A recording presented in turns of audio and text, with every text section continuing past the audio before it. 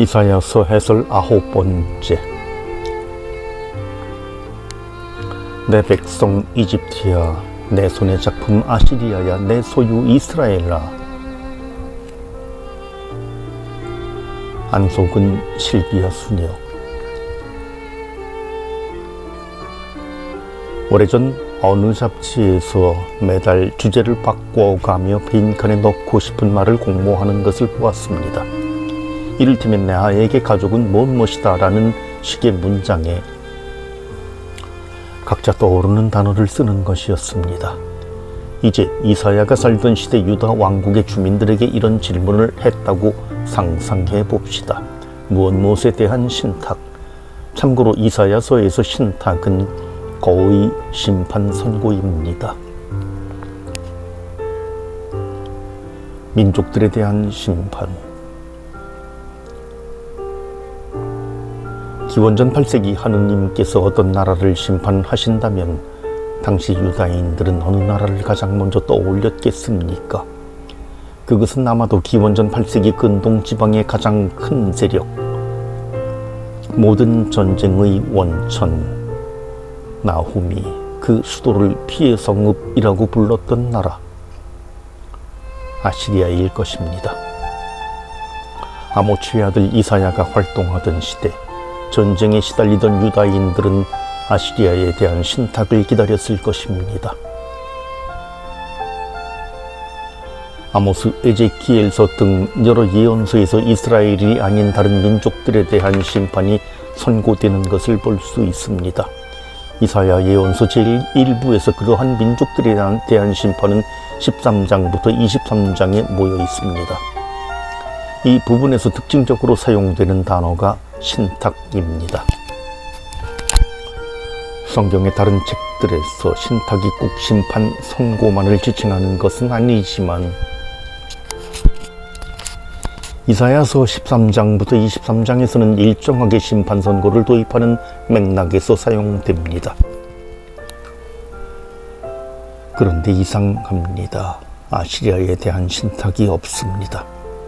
이 신탁들은 바빌론에 대한 신탁, 모압에 대한 신탁, 다마스쿠스에 대한 신탁, 이집트에 대한 신탁, 바닷가 광야 바빌론에 대한 신탁, 에돔족 두마에 대한 신탁, 드단족 아라비아에 대한 신탁, 환시의 계곡에 대한 신탁, 피로에 대한 신탁으로 구분되어 있고, 도입하는 말이 조금 다르기는 하지만 필리스티아에 대한 신탁도 있습니다. 우리의 추리력을 동원해 본다면 아시리아에 대한 심판이 없다는 것을 어떻게 이해할 수 있을까요? 바빌론에 관한 신탁이 힌트입니다. 이 신탁들 가운데 많은 부분이 이사야의 시대가 아니라 더 늦은 시기에 작성되었다는 것이지요. 13장부터 23장 전체가 같은 시대, 같은 저자에 의해 작성된 것으로는 보이지 않습니다. 바빌론 임금이 종말을 고하고 이스라엘의 귀향을 선포하는 단락은 명백하게 더 늦은 시대를 배경으로 합니다.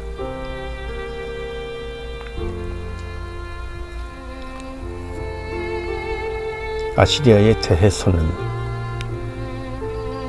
이사야서에서 아시리아에 대한 심판을 선고하지 않았을 수는 없습니다.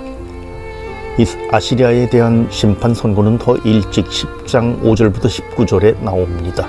이사야 자신도 40년이나 활동했고 내내 아시리아는 위협적이었으므로 정확한 연대를 말하기는 어렵지만 이 단락에서 아시리아는 하느님의 진노의 막대라고 일컬어집니다.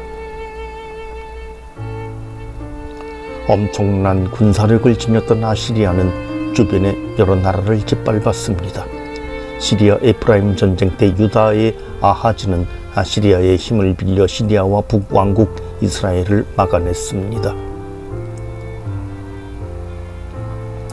하지만 나라가 망하지 않고 명맥을 이어갈 뿐 그 이후 남왕국 유다는 정치적으로나 경제적으로나 종교적으로나 사실상 아시리아의 영향을 벗어날 수 없었습니다. 이사야 예언자는 이러한 아시리아가 하느님의 도구였다고 말합니다. 하느님은 나는 그를 무도한 민족에게 보내고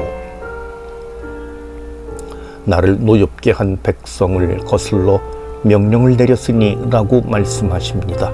아시리아가 대단해서 세상을 지배하는 것이 아니었습니다. 아시리아의 손에 들린 몽둥이는 하느님을 믿지 못했던 당신 백성에 대한 하느님의 분노였습니다. 그런데 아시리아는 그러한 사실을 알지 못하고 내 손의 힘으로 내 지혜로 세상을 정복했다고 여겼습니다. 우상을 섬기는 다른 나라들을 멸망시킨 것과 똑같이 이스라엘도 자기 힘으로 굴복시켰다고 믿었습니다. 하느님이 자신을 도구로 쓰신 것을 알지 못했던 것입니다. 그래서 하느님은 그 교만을 벌하십니다. 도끼가 도끼질하는 사람에게 뽐낼 수 있느냐? 하느님은 아시리아가 자신의 위치를 깨닫도록 그 영화가 사라지게 하시고 그를 멸망시키십니다. 인간이 자신에게 능력을 주시는 하느님을 알아뵙지 못하고 스스로 잘난 줄 알 때 하느님은 그를 꺾으시는 것입니다. 언젠가 아시리아는 자신이 지녔던 그 막강한 힘도 오직 하느님에게서 온 것이었음을 인정해야 할 것입니다. 그리고 자신이 그 힘을 올바로 사용하지 않고 불의와 억압을 저지른 잘못에 대해 값을 치러야 할 것입니다. 인간의 거만한 눈은 낮아지고 사람들의 교만은 꺾이리라. 그날 주님 홀로 들어 높여지시리라. 역사를 쥐고 계시는 이스라엘의 거룩하신 분의 주권이 드러나는 순간입니다. 바빌론에 관한 신탁 13장부터 23장에서 선포되는 여러 민족에 대한 심판 역시 같은 신학을 배경으로 합니다. 모압, 필리스티아, 이집트는 그렇다 치고 저 멀리 에티오피아까지 이러한 민족들에게 신탁이 내린다는 것은 그들도 하느님의 지배하에 있음을 의미합니다. 우리나라의 국법은 우리나라의 국민을 대상으로 하지요. 바다 건너 다른 나라에 사는 사람을 우리나라 법정에서 재판하지는 않습니다. 마찬가지입니다. 티로와 시돈과 시리아가 하느님의 통치 영역이 아니라면 어떻게 그 민족들에 대해 하느님의 심판이 선고하실 수 있겠습니까? 이것은 이사야 예언서 제2부에 가면 더 중요하게 부각될 주제입니다. 땅의 구역이 나누어져 있어도 여럿이 자신의 구역과 자기 백성을 가지고 있는 것이 아니라 온 세상 모든 민족이 한 분이신 하느님의 통치 아래 있다는 것입니다. 13, 14장에 실려있는 바빌론에 관한 신탁은 이미 바빌론이 메디아인들에 의해 멸망하게 될 것까지 예고하고 있습니다. 물론 기원전 8세기 본문이 아니라 유배중의 본문입니다. 하지만 여기에서 선포되는 내용은 앞서 아시리아에 대해 선포된 내용을 이어갑니다.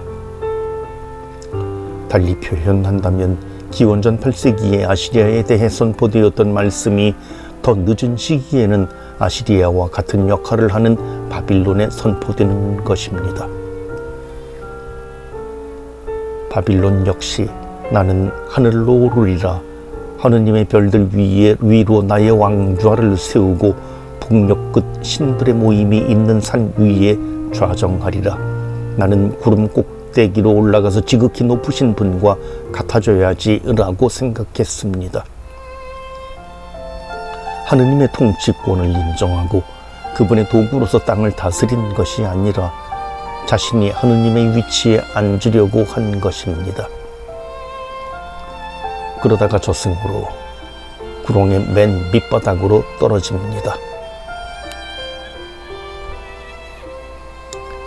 복을 받아라 내 백성 이집트야. 6장 13절에 그 그루터기는 거룩한 씨앗이다라는 말씀에서 보았듯이 하느님의 이스라엘을 치실 때 그 목적은 멸망이 아니라 구원이었습니다. 그러면 다른 민족들을 치실 때는 어떨까요?